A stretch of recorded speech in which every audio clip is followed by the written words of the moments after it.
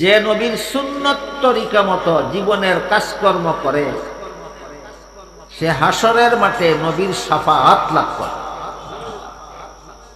যে সুন্নত তরিকাকে অবজ্ঞা, অবহেলা, তুচ্ছ তাচ্ছিল্যের মাধ্যমে এড়িয়ে চলে সে হাসরের মাঠে নবীর শাফাআত থেকে বঞ্চিত থাকে।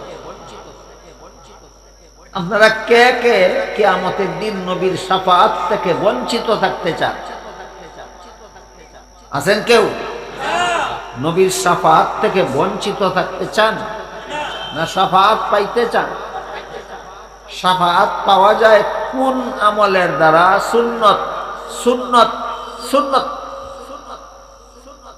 এবার বলেন, বাম হাতে খানাফিনা করা সুন্নত না ডান হাতে খানাফিনা করা সুন্নত?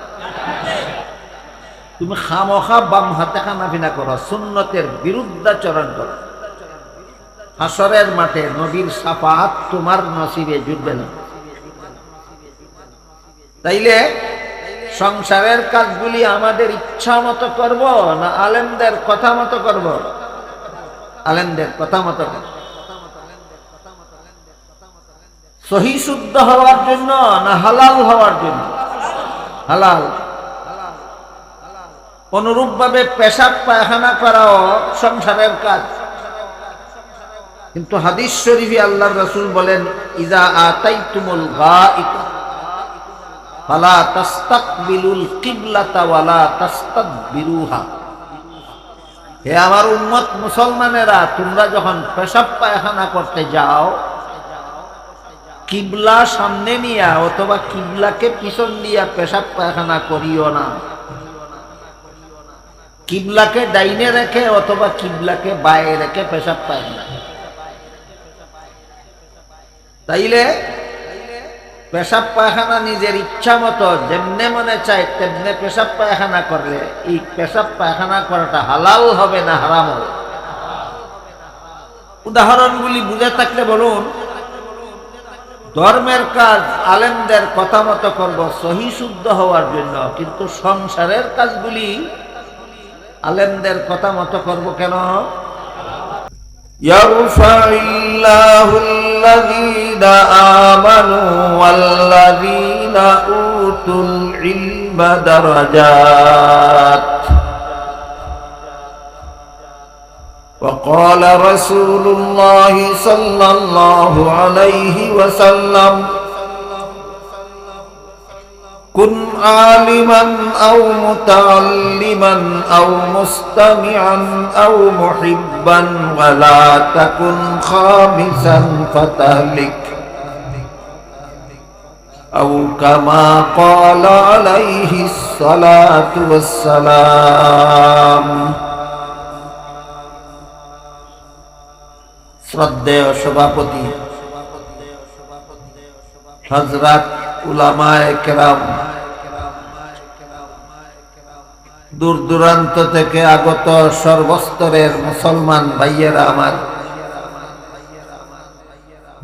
আশপাশের বাড়ি ঘরে পর্দার আড়ালে বসা আমার মা ও বোনেরা, আমি আশা করি আপনারা জানেন যে আজকের এই মুবারক সমাবেশের আয়োজন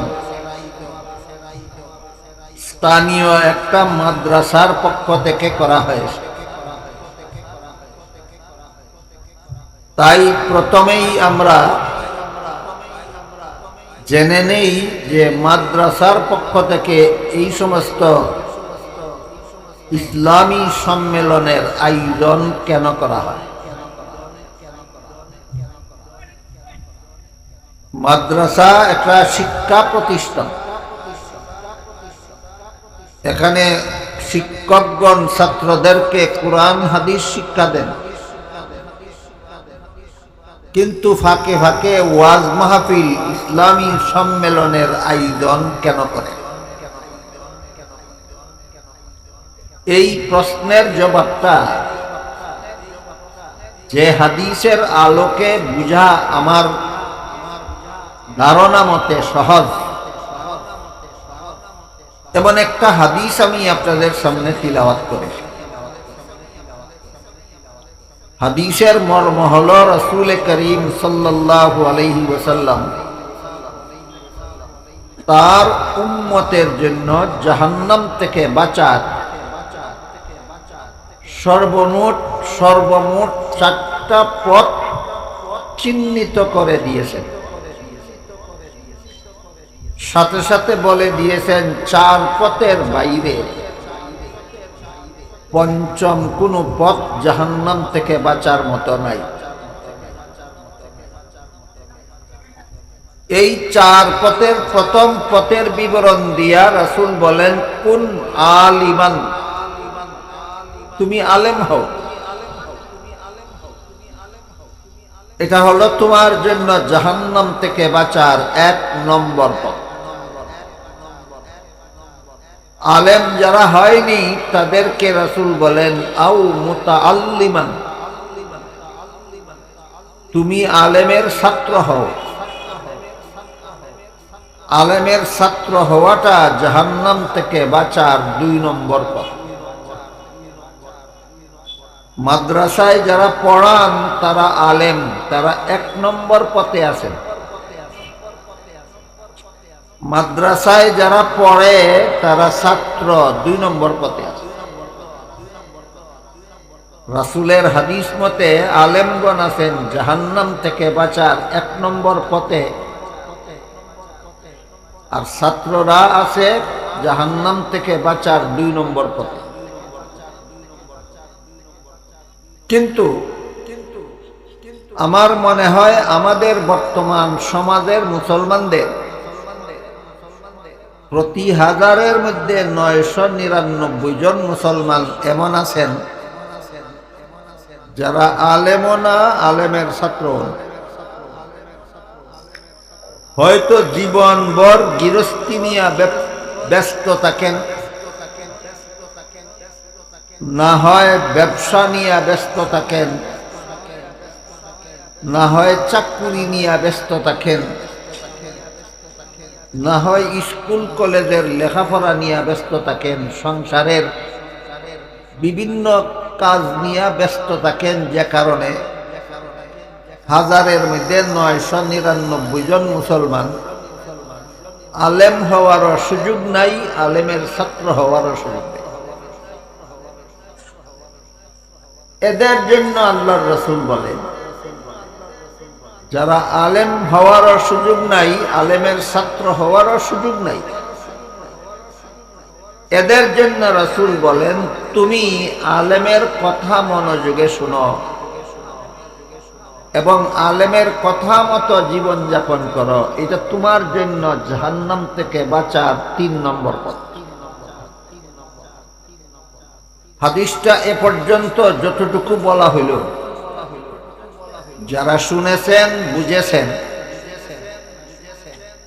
বলুন তো যারা আলেমও না, আলেমের ছাত্রও না, এদের জন্য কি জাহান্নাম থেকে বাঁচার কোনো পথ নাই? কি পথ? আলেমদের কথা মনোযোগে শুনবে, আলেমদের কথা মতো জীবন যাপন। এই সুযোগটা সমাজের সর্বস্তরের মুসলমানকে এই সুযোগটা দেওয়ার জন্যই মাদ্রাসার পক্ষ থেকে এই সম্মেলনগুলি করা। যেসব মানুষ আলেমও না, আলেমের ছাত্রও না, সমাজের যেসব মুসলমান মাদ্রাসার উস্তাদও না, ছাত্রও না, তাদের সবাইকে জাহান্নাম থেকে বাঁচার পথ দেখাবার জন্য মাদ্রাসার পক্ষ থেকে এই সম্মেলনগুলির আয়োজন করা হয়। কাজেই দেখুন তো আপনাদের প্রশ্নের জবাবটা পাইলেন কিনা, যে মাদ্রাসা শিক্ষা প্রতিষ্ঠান, এখানে ইসলামী সম্মেলন কেন?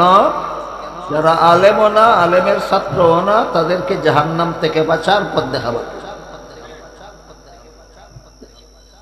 রাসূল যে বললেন, তুমি যদি আলেমও না হও, আলেমের ছাত্রও না হও, তাহলে আলেমের কথা মতো জীবন যাপন করো। আলেমের কোন কোন কথা মতো আমি জীবন যাপন করি,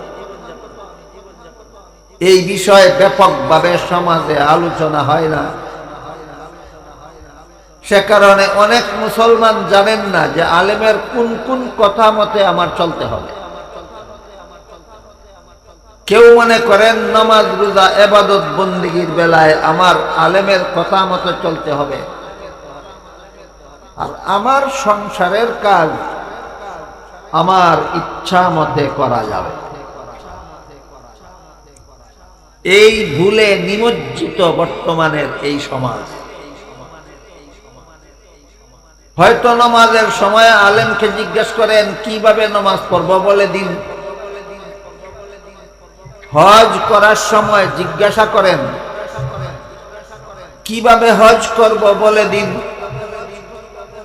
যাকাত দেওয়ার সময় আলেমকে জিজ্ঞাসা করেন কিভাবে যাকাত দেব বলে দিন। কিন্তু ছেলে মেয়ে বিয়ে দেওয়ার সময় নিজেদের ইচ্ছা মতোই বিয়ে দেন, আলেমের কথা মতো নয়। ব্যবসা করার সময় নিজেদের ইচ্ছা মতোই ব্যবসা করেন, আলেমদের কথা মতো নয়। সংসারের যাবতীয় কাজকর্ম নিজেদের ইচ্ছা মতেই করেন, আলেমদের কথা মতো নয়। যে কারণে অনেকে নামাজ রোজা ইবাদত বন্দেগী করা সত্ত্বেও শুধু সংসারের কোনো কাজ হারাম উপায়ে করার কারণে, ইবাদত বন্দেগী করা সত্ত্বেও সংসারের হারাম কাজ তাকে জাহান্নাম থেকে বাঁচাতে পারে না। নামাজ পড়লেন আলেমের কথা মতো, রোজা রাখলেন আলেমের কথা মতো, হজ করলেন আলেমের কথা মতো, যাকাত দিলেন আলেমের কথা মতো, আর টাকা পয়সা উপার্জন করলেন সুদের কারবারের মাধ্যমে। মনে করলেন টাকা পয়সা রুজি করা এটা আমার সংসারের কাজ, এটা কেন আলেমদের কথা মতো করব? আমার কথা যারা শুনেছেন বুঝেছেন বলুন তো, যে লোকটা আলেমের কথা মতো নামাজ পড়লো, আলেমের কথা মতো রোজা রাখলো, আলেমের কথা মতো ইবাদত বন্দেগী করলো, আর পয়সা টাকা পয়সা রুজি করলো নিজের ইচ্ছা মতো সুদী কারবারের মাধ্যমে, তার নামাজ রোজা কি তাকে জাহান্নাম থেকে বাঁচাতে পারবে, না সুদের কারবার জাহান্নামে নিয়ে যাবে? তাহলে আবার নতুন ভাবে আমাদের চিন্তা করা দরকার, কোন কোন কাজ আমি জীবনে আলেমের কথা মতো। বিষয়টা বোঝার জন্য মনে রাখা দরকার, মানুষের জীবনে যত কাজ আছে সবগুলি প্রথমত দুই প্রকার। এক প্রকার হইল ধর্মের কাজ, আর এক প্রকার কাজ হইল সংসারের কাজ। নামাজ রোজা ইবাদত বন্দেগী এইগুলি হইল ধর্মের কাজ। খাওয়া দাওয়া, পেশাব পায়খানা, ঘুম, ব্যবসা বাণিজ্য, চাকরি বাকরি, স্কুল কলেজের লেখাপড়া, এগুলি হইল সংসারের কাজ। ধর্মের যত কাজ আছে সবগুলি কাজ যারা আলেম না, আলেমের ছাত্র না, তারা ধর্মের যাবতীয় সকল কাজ আলেমের কথা মতো করতে হবে, সহি শুদ্ধ হওয়ার জন্য। আমি নামাজ পড়ব আলেমের কথা মতো, আমার নামাজটা যেন সহি শুদ্ধ হয়। আমি হজ করব আলেমের কথা মতো, আমার হজটা যেন সহি শুদ্ধ হয়। আমি কুরআন তেলাওয়াত করব আলেমের কথা মতো, আমার তেলাওয়াতটা যেন সহি শুদ্ধ হয়। কাজে আমরা জীবনভর মনে রাখি যে ধর্মের যাবতীয় কাজ আমাদের আলেমদের কথা মতে করতে হবে, সহি হওয়ার জন্য, শুদ্ধ হওয়ার। বুঝে থাকলে বলুন তো, আমি ওযু করব আলেমদের কথা মতো কেন? সহি শুদ্ধ হওয়ার। আমি কুরআন তেলাওয়াত করব আলেমের কথা মতো কেন? সহি শুদ্ধ হওয়ার। আমি যাকাত দেব আলেমের কথা মতো কেন? সহি শুদ্ধ হওয়ার। কিন্তু সংসারের অনেক কাজ এমন আছে যেই কাজগুলি কিভাবে করলে শুদ্ধ হয় আর কিভাবে করলে ভুল হয় তা আলেমের থেকে আপনারাই ভালো জানেন। কোন ক্ষেতে কোন ফসল ফলাইলে ফসল ভালো হবে, বলেন তো এটা আলেমগণ ভালো জানেন না গৃহস্থেরাই ভালো জানে? গৃহস্থেরাই ভালো জানে। কাজেই সংসারের কাজগুলি আলেমদের কথা মতো করব, সহি শুদ্ধ হওয়ার জন্য নয়। সংসারের কাজগুলি আলেমদের কথা মতে করতে হবে হালাল হওয়ার জন্য। ধর্মের কাজগুলি আলেমদের কথা মতো করব শুদ্ধ হওয়ার জন্য, আর সংসারের কাজগুলি আলেমদের কথা মতো করব হালাল। যেমন ধরুন রাতের ঘুম একটা সংসারের কাজ, রাতের ঘুম সংসারের কাজ। ডাক্তারের পরামর্শ মতো আপনাকে রাতে কমপক্ষে 6 ঘন্টা ঘুমাতে হবে যদি স্বাস্থ্য ঠিক রাখতে হয়। কাজেই আপনি যদি রাতে কমপক্ষে 6 ঘন্টা ঘুমান তাহলে এই ঘুম আপনার স্বাস্থ্যের জন্য যথেষ্ট। কিন্তু ঘুমটা হালাল হইল না হারাম হইল এটা ডাক্তারে বলতে পারবে না। আমার রাতের ঘুমটা হালাল হইল না হারাম হইল সেটা আলেমদের কাছ থেকে জেনে নিতে হবে। যেমন আপনি এশার নামাজ না পড়েই ঘুমিয়ে গেলেন, আবার ফজরের সময় না জেগেই ঘুমিয়ে রইলেন। বলুন তো আমাদের সমাজে এমন মুসলমান পাওয়া যাবে কিনা যারা প্রতিদিন এশার নামাজ না পড়েই ঘুমায়, আবার ফজরের সময়ও ঘুম থেকে না জেগে ঘুমিয়েই থাকে? এমন মুসলমান আছে কিনা? যেই ঘুম তোমার 6 ঘন্টা পুরা হইল, যেই ঘুম তোমার স্বাস্থ্যের জন্য ভালো হইল, উপকারী হইল, কিন্তু যেই ঘুম তোমাকে এশার নামাজ পড়তে দিল না, যেই ঘুম তোমাকে ফজরের নামাজ পড়তে দিল না, এই ঘুম হালাল হইল না, এটা হারাম ঘুম হইল। কোনো সন্দেহ নাই এক রাতের ঘুম তোমাকে জাহান্নামে নিয়ে যাবে। এক রাতের ঘুম জাহান্নামে নিয়ে যাবে। ডাক্তারের পরামর্শ মতো ঘুমাইলে স্বাস্থ্য ঠিক থাকে, কিন্তু ডাক্তারের পরামর্শ না মেনে ঘুমাইলে স্বাস্থ্যের ক্ষতি হয়, কিন্তু এই ঘুমে জাহান্নামে নেয় না। আলেমের কথা মতো না ঘুমাইলে এই ঘুম মুসলমানকে জাহান্নামে নিয়ে যায়। তাহলে ডাক্তারের কথা মতো ঘুমানি স্বাস্থ্যের জন্য জরুরি, আলেমদের কথা মতো ঘুমানি জাহান্নাম থেকে বাঁচার জন্য জরুরি। ডাক্তারের কথা মতো ঘুমাবো কেন? যেন আমার স্বাস্থ্য ভালো থাকে। আলেমের কথা মতো ঘুমাবো কেন? যেন ঘুম আমাকে জাহান্নামে নিয়ে যাইতে না পারে।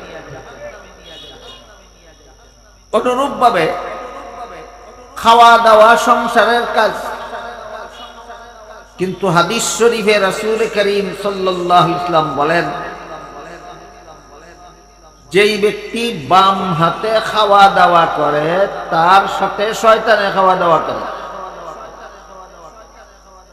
আপনারা যারা মুসলমান আপনারা জবাব দিবেন, আপনাদের নবী কি জীবনে কোনো একটা মিথ্যা কথা বলেছেন?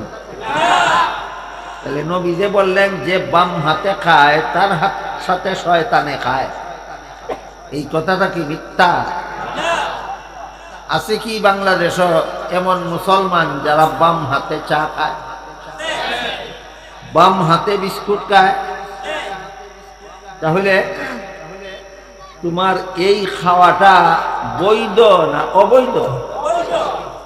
অবৈধ পদ্ধতিতে খাইলে পেট ভরবে ঠিক আছে, স্বাস্থ্য ভালো থাকবে ঠিক আছে, কিন্তু অবৈধভাবে খাওয়ার কারণে, নবীর তরিকা বাদ দেওয়ার কারণে হাসরের মাঠে ঠেকতে হবে তোমার। হাসরের মাঠে ঠেকাটা কি? যে নবীর সুন্নত তরিকা মতো জীবনের কাজকর্ম করে সে হাসরের মাঠে নবীর শাফাআত লাভ করে।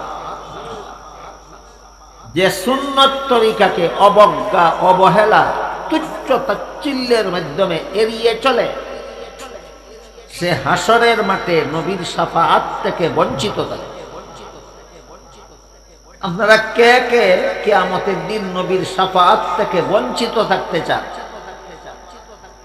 আছেন কেউ? নবীর শাফাআত থেকে বঞ্চিত থাকতে চান না শাফাআত পাইতে চান? শাফাআত পাওয়া যায় কোন আমলের দ্বারা? সুন্নত, সুন্নত, সুন্নত। এবার বলেন, বাম হাতে খানাফিনা করা সুন্নত না ডান হাতে খানাফিনা করা সুন্নত? তুমি খামোখা বাম হাতে খানাফিনা করো, সুন্নতের বিরুদ্ধাচরণ করো, হাসরের মাঠে নবীর শাফাআত তোমার নসিবে জুটবে না। তাইলে সংসারের কাজগুলি আমাদের ইচ্ছা মতো করব না আলেমদের কথা মতো করব? আলেমদের কথা মতো করব। সহি শুদ্ধ হওয়ার জন্য না হালাল হওয়ার জন্য? হালাল। অনুরূপ ভাবে পেশাব পায়খানা করাও সংসারের কাজ, কিন্তু হাদিস শরীফে আল্লাহর রাসূল বলেন, ইজা আতাইতুমুল গায়িতা ফালা তাস্তাকবিলুল কিবলাতা ওয়ালা তাস্তাদবিরুহা। হে আমার উম্মত মুসলমানেরা, তোমরা যখন পেশাব পায়খানা করতে যাও কিবলা সামনে নিয়া অথবা কিবলাকে পিছন দিয়া পেশাব পায়খানা করিও না। কিবলাকে ডাইনে রেখে অথবা কিবলাকে বায়ে রেখে পেশাব পায়খানা। তাইলে পেশাব পায়খানা নিজের ইচ্ছা মতো যেমনে মনে চায় তেমনে পেশাব পায়খানা করলে এই পেশাব পায়খানা করাটা হালাল হবে না হারাম হবে? উদাহরণগুলি বুঝে থাকলে বলুন। ধর্মের কাজ আলেমদের কথা মতো করব সহি শুদ্ধ হওয়ার জন্য, কিন্তু সংসারের কাজগুলি আলেমদের কথা মতো করব কেন? হালাল। আপনি বিয়ে করতে যাবেন, আপনি মনে করেন এটা আপনার সংসারের কাজ। বিয়া শুধু শুধু সংসারের কাজ নয়। বিয়া এক দৃষ্টিতে সংসারের কাজ, আরেক দৃষ্টিতে বিয়াও ধর্মের কাজ। এক হাদিসে রাসূল করিম সাল্লাল্লাহু আলাইহি ওয়াসাল্লাম বলেছেন, আন নিকাহু মিন সুন্নতি, বিয়া আমি নবীর সুন্নত। বিয়া নবীর সুন্নত। সুন্নত সংসারের কাজকে বলে না ধর্মের কাজকে বলে? এই দৃষ্টিকোণে বিয়া নবীর সুন্নত, এটাও ধর্মের কাজ। বিয়া ধর্মের কাজ হওয়ার বিভিন্ন কারণ আছে। এত লম্বা কথা বলার সময় আমার কাছে নেই। আর বিয়া সংসারের কাজ হওয়ারও বিভিন্ন কারণ আছে। বিয়ার দ্বারা একটা সংসার গঠন হয়, একটা পরিবার গড়ে ওঠে। বিয়ার দ্বারা একটা পরিবার গঠন হয়। এই কারণে বিয়া একদিক থেকে সংসারের কাজ আর একদিক থেকে ধর্মের কাজ। যদি আপনি বিয়াকে সংসারের কাজ ধরে নেন আর মনে করেন আমার সংসারের কাজ আমার ইচ্ছা মতো করব, আলেমদের কথা মতো করব, কেন? এরকম যারা মনে করে তারাই ছেলের বিয়ের সময়, নিজের ছেলের বিয়ের সময় বিয়ের কাবিন লেখায় যখন মোটা অঙ্কের মোহর কাবিনে লেখায়, মোটা অঙ্কের মোহর কাবিনে লেখায়, যেই টাকা পরিশোধ করে না তো করেই না, পরিশোধ করার ইচ্ছাও নাই। আছে কি আমাদের সমাজে এমন মুসলমান কাবিনে মোটা অঙ্কের মোহর লেখায় কিন্তু জীবনে কোনোদিন পরিশোধ করে না? এদেরকে যদি জিজ্ঞাসা করা হয় তুমি যেই মোহর পরিশোধ করো না সেটা কাবিনে লেখাইলা কেন, বলে এগুলি পরিশোধ করতে হয় না। যে যত বেশি মোহর কাবিনে লেখা এটা তার তত বড় গৌরব হয়। পরিশোধ করার উদ্দেশ্যে লেখায় না গৌরবের জন্য লেখায়? আল্লাহ কোরআনে বলেন ওয়া আতুহুন্না সাদুকাতিহিন্না নিহলা লাকাদ আলিমনা মা ফারাদনা আলাইহিম ফি আজওয়াজিহিম, তোমাদের স্ত্রীদের মোহর পরিশোধ করা আমি আল্লাহ ফরজ করে দিলাম। ফরজ, মোহর পরিশোধ করতে হয় না, না ফরজ? ফরজ। মন গড়া মতে বিয়া করলেন, কাবিনে ইচ্ছা মতো মোহর লেখাইলেন, এটা বিবির ফরজ পাও না, পরিশোধ করলেন না। আপনি যতই নামাজ রোজা ইবাদত বন্দেগী করেন না কেন, আপনার বিয়ার কাবিনটা আপনাকে জাহান্নামে না নিয়ে ছাড়বে না। বিয়ার কাবিনটা জাহান্নামে না নিয়ে ছাড়বে না। আপনার ছেলে বিয়া করাইবেন, আপনার যেই পুরুষটা আপনার ছেলের শ্বশুর হবে, যার মেয়ে বিয়া করবে আপনার ছেলে,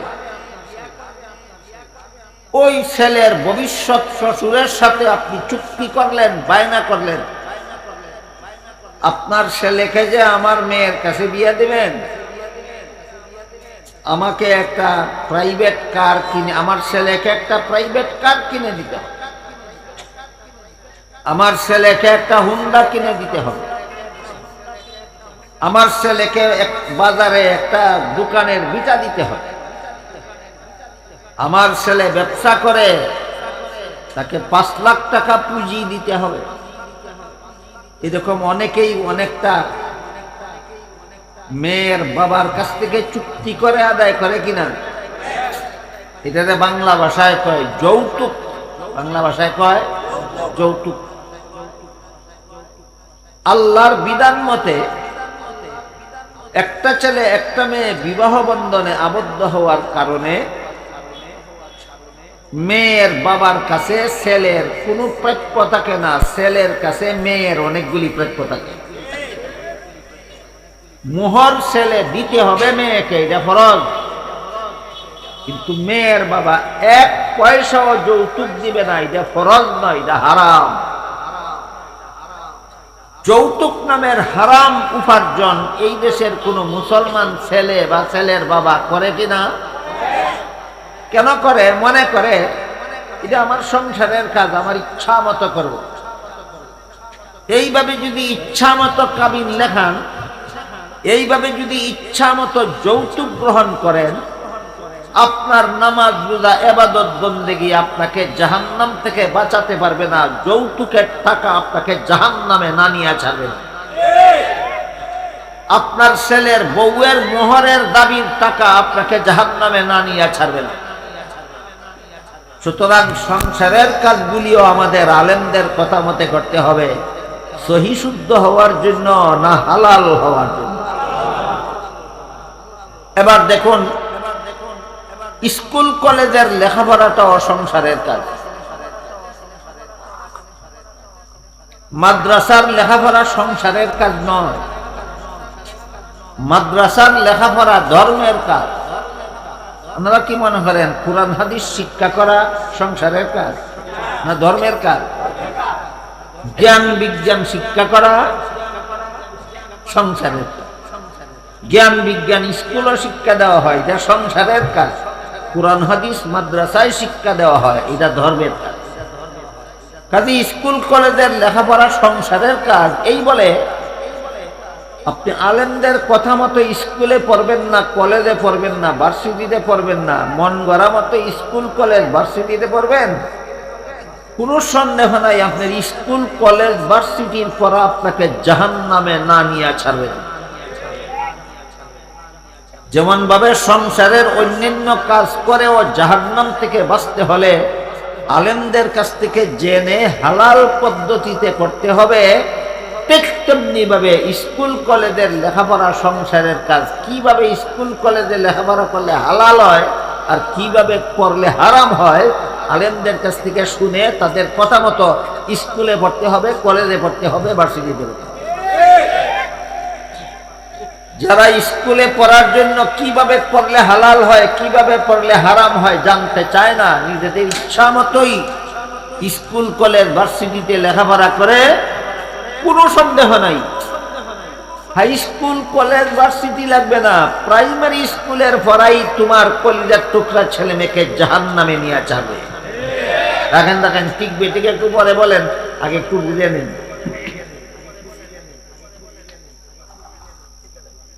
হাদিস শরীফে রাসূল করিম সাল্লাল্লাহু আলাইহি ওয়াসাল্লাম বলেন, মুরু আওলাদাকুম বিস-সালাতি ইযা বালাগু সাবআ সিনিন ওয়াদরিবুহুম ইযা বালাগু আশরান আও কামা ক্বালা আলাইহিস সালাতু ওয়াস সালাম। অর্থ হলো, রাসূল বলেন, হে আমার উম্মত মুসলমানেরা, তোমাদের সন্তানেরা ছেলে হোক মেয়ে হোক, এদের 7 বৎসরের সময় নামাজের আদেশ করো। আর 10 বৎসর বয়সে যদি কোনো মুসলমানের সন্তান নামাজ পড়তে না চায়, রাসূল বলেন তাকে শাসন করে নামাজি বানাও।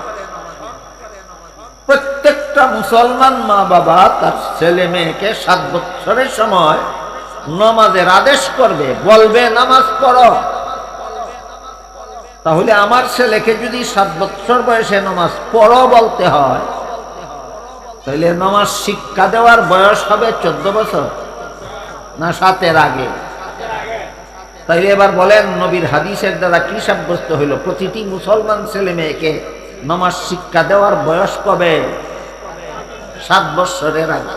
7 বৎসরের আগে যদি নামাজটা শিক্ষা দিয়ে রাখেন, তাহলে 7 বৎসরের সময় বলতে পারবেন নামাজটা পড়ো। 7 বৎসরের আগে যদি নামাজ শিক্ষা না দিয়ে থাকেন, আর 7 বৎসরের সময় বলো নামাজ পড়ো, সে নামাজ তো পড়বেই না, পাল্টা আপনাকে প্রশ্ন করবে নামাজ আবার কি? কাজী বলেন, মুসলমানের ছেলে মেয়েকে নামাজ শিক্ষা দেওয়ার বয়স কত? 7-এর আগে। 7 বৎসরের সময় নামাজের আদেশ করব, 10 বৎসরের সময় নামাজ পড়তে না চাইলে শাসন করে নামাজি বানাবো, রাসূলের নির্দেশ। এবার আপনারা বলেন, আপনারা যে শতকরা 93 জন মুসলমানের বাংলাদেশে বাস করে, বাংলাদেশের সমস্ত জনসংখ্যা গড়ে শতকরা 93 জন মুসলমান। বাংলাদেশের জনসংখ্যা গড়ে শতকরা 93 জন।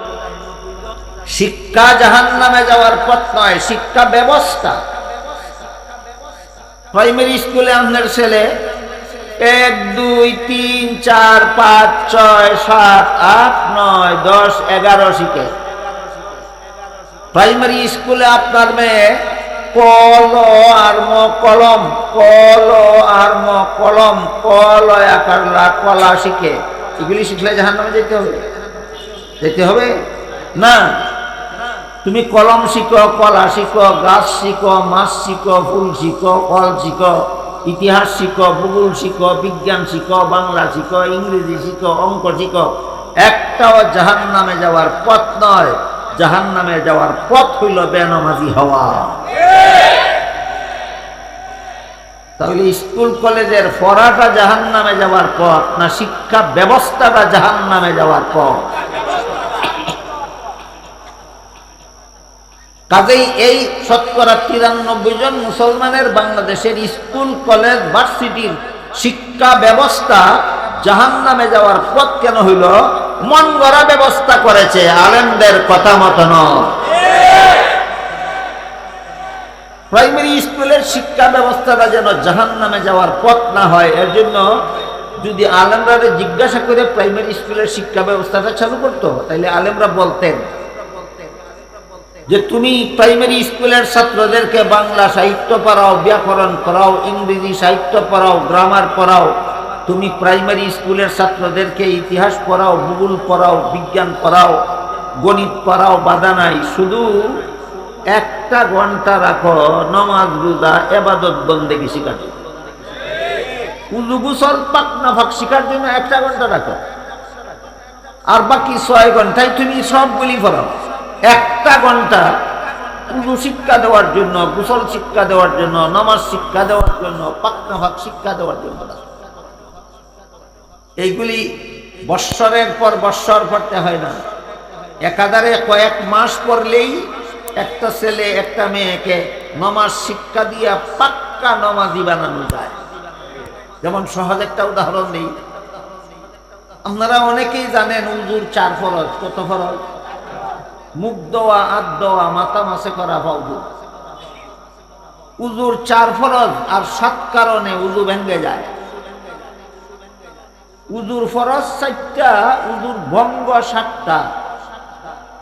এই 4টা আর 7টা 11টা কথা শিখতে কত মাস লাগবে? 1 ঘন্টা।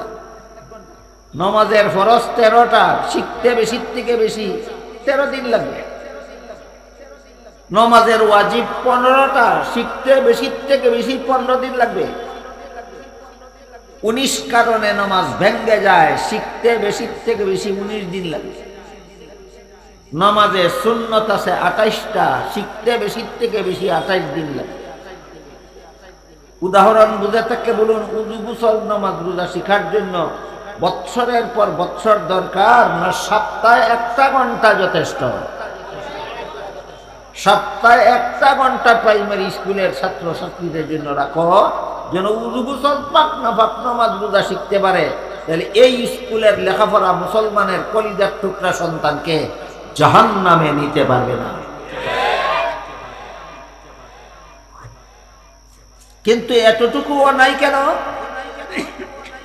সপ্তাহে যদি প্রাইমারি স্কুলের ছাত্র ছাত্রীদেরকে সপ্তাহে যদি 1টা ঘন্টা উজু গোসল শিক্ষা দেওয়া হয়, সপ্তাহে যদি 1টা ঘন্টা নামাজ বন্দেগী শিক্ষা দেওয়া হয়, তবু এরা জাহান্নামী হয় না। এইটুকু ব্যবস্থা নাই কেন? তার কারণ হলো, আমাদের বাংলাদেশ স্বাধীন হওয়ার পর থেকে এই পর্যন্ত যত সরকার গদিতে বসে, যত সরকার গদিতে বসে, বসলেই আর মাটি দেখে না, খালি আসমান দেখে।